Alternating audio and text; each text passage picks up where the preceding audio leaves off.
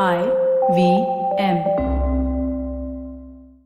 Hi, everybody. Just wanted to ask everyone for a quick favor. We're running a brand survey right now and would really appreciate it if you could let us know what you think about the advertising on IVM. Go to ivmpodcast.com/survey and do let us know. As part of this, we'll be selecting 10 random participants and sending them some IVM swag, so do fill out those surveys.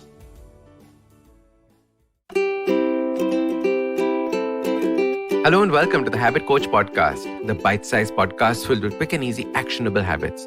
Remember, great habits create that awesome life. I am Ashdin Doctor, your habit coach. And today's fun fact of the day has to do with water heaters. Did you know that the use of the word geyser for a water heater dates back to 1868 in London? Benjamin Waddy Morgan was a painter, and he invented the first water heater. This water heater he named the geyser after all the hot springs that we are familiar with, called geysers, of course. He heated up water by putting a burner underneath the cold water pipes. The burner would heat the water as it passed through the pipes. And this then inspired a Norwegian engineer, Edwin Rudd, to make a water heater with a tank in it so that the hot water could be stored. And the rest, as we say, is history. Can you imagine a life without hot water? Or where water was so difficult to heat up? Nowadays, we just flip a switch and like magic, hot water comes out of the taps. Hot water is often used as a metaphor for life. You ask someone, how are they doing? And they'll reply, I'm in hot water with this new deal, man. They're basically saying that the world around them is stressing them out, or is challenging them, or is adding too much pressure to their lives. Basically, they are uncomfortable. But let's do a little experiment. Put a pot of water to boil. Then put an egg and a potato. After they finish boiling, the egg will have become hard because of the hot water, and the potato will have become soft because of the hot water. Now, which is bad, which is good, that's irrelevant. Is hard good, is hard bad, is soft good, is soft bad. One is protein, the other is carb. I'm saying forget all of that. The essence is that both were exposed to the same stimulus, the hot water. The hot water does not make you or break you. It just exists. What makes you or breaks you is what you are made of. Now, a potato cannot become an egg, and an egg cannot become a potato. But as humans, we have the ability to make choices. You will notice that when you are exposing two people to the exact same stimulus, they end up making different choices. It is these choices that make us hard or soft, strong or weak, better or worse. When you're thrown into hot water, don't get into the habit of complaining about the hot water. Don't get into the habit of wishing the hot water or the temperature changed. Instead, learn to make choices that can improve you. Almost all the people in the world that we admire were created from their baths in boiling water. Even my life changed after I went through my own soak in hot boiling water. The environment would not change, so I had to change.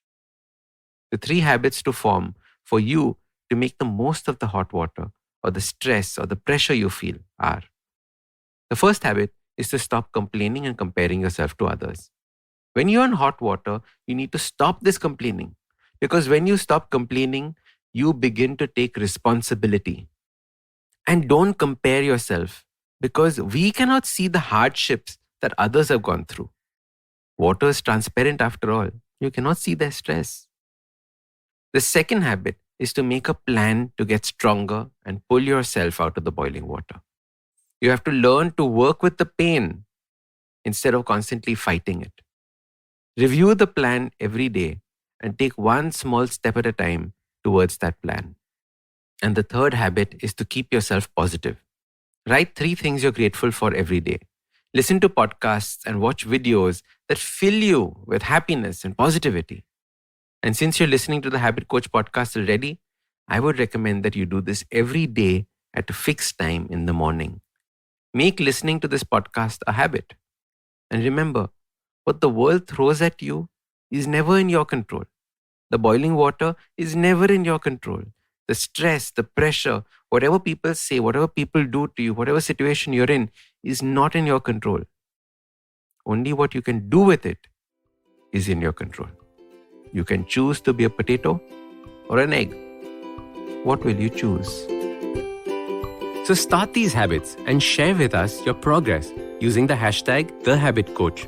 If you like this podcast, don't forget to check out other interesting podcasts on the IVM network. You can listen to us on the IVM Podcast app or ivmpodcast.com. You can also follow us on social media. We are at IVM Podcasts on Twitter and Instagram. If you want to reach out to me, I am Ashton Doc on Twitter and Instagram. You can find lots more information on my website, awesome180.com, or check out different content on my YouTube channel called AWESOME180. That's Awesome 180. Hey everybody, it's been a great week on the IVM Podcast Network. On Postcards from Nowhere, Utsav speaks to Rafiq Ahmed Shah. He's 73 years old and a fourth-generation artist who is fighting to keep the vanishing art of Kashmiri carpet weaving alive. On Tere Mere Raaste, Keshav helps us get acquainted with Dharamshala, the Dalai Lama's abode, along with its twin, McLeodganj. On The Habit Coach, Ashton explains the importance of your starting point and how your goals and directions make an impact. On Marathi Kirtitun, Dr. Rajiv and Manik Deshmukh introduce us to the different languages spoken in India, their origin, and their evolution. And on The Wire Talk, Siddharth speaks to Dilip Menon, a historian of modern India. They discuss the worrisome practice of lynchings and rewriting the past in India. Do follow us on social media. We're IVM Podcast on Twitter, Facebook, Instagram, and LinkedIn. And remember, if you're enjoying this show or any other show for that matter, please do tell a friend. And finally, we'd like to thank our sponsors on the network this week, Cred, Bank of Baroda, Quarter, CoinSwitch, Kuber, and Inter. We appreciate the support. Eventually, you'll see the end of your childhood. Get accustomed to womanhood. Enjoy the experience of sisterhood. Might get to wifehood. Or not. Choose motherhood. Or not. You'll learn to define your personhood. Earn a livelihood. Change the neighborhood. And get rid of the falsehood that life post-academia is easy. So join me, Natasha. And me, Ayushi. On a journey from station starting point. To station, what now? Next station, Pudin station. And hopefully, Agla station, adulthood. Fresh episodes out every Thursday.